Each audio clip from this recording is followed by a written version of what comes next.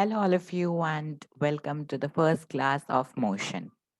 In this, basically, we are going to deal with motion, rest, distance, and displacement. So, let's get started without wasting any more time. So, here we are going to talk about two important things, that is, motion and rest. So, basically, motion and rest are relative units. What do we mean by a relative unit? When any unit is required along with a reference point for measurement, then it is said to be a relative unit. Reference point can be anything. Like reference point can be a tree.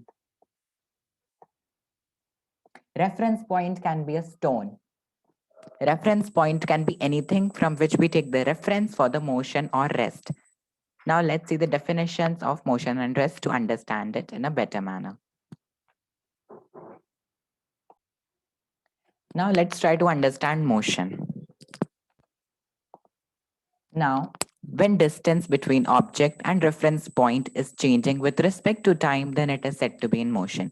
Let's take an example. Like I have a tree as my reference point, and I'm here. Then after that, I'm here. Then here. So can we observe that the distance between me and the reference point is changing? And now I'm here. So it is changing with respect to time. Suppose here at 2 p.m. I'm here. At 3 p.m. I'm here. At 4 p.m. I'm here.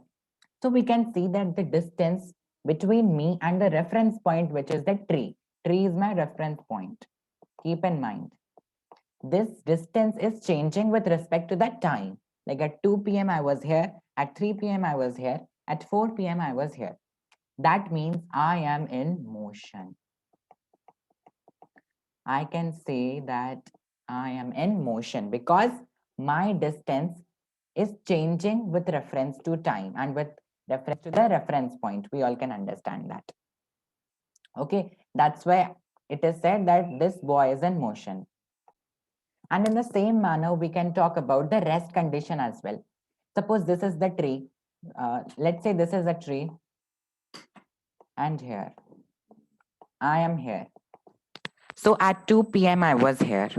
At 3 p.m. I was here. At 4 p.m. I was here only.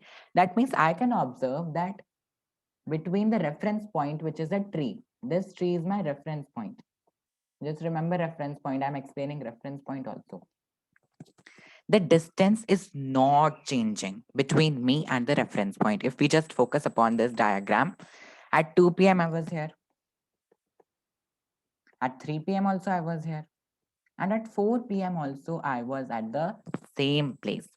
But still, that means I am in rest because the distance is not changing. We can say I am at the same place. But time is increasing, but distance is the same. That means I am at rest. So this condition is known as rest condition. Now I hope we can distinguish between motion and rest. That motion is when distance between object and the reference point is changing with respect to time. Whereas rest, when distance between object and reference point is not changing with reference to time and the reference point. I hope now reference point concept is clear to everyone. Yes. Now let's try to understand about uniform and non-uniform motion. Basically, what do we understand by uniform motion? Who can tell me? Okay, yes.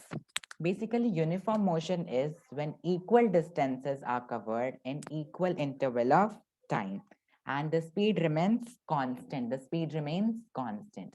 Let's take an example to understand uniform motion. Then we'll move towards non-uniform motion as well. So suppose this is a tree. Again, I'm taking the reference point as the tree. This is a boy.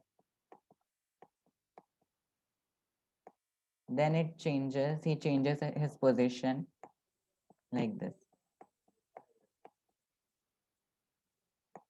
Here he takes 2 meters, 2 meters.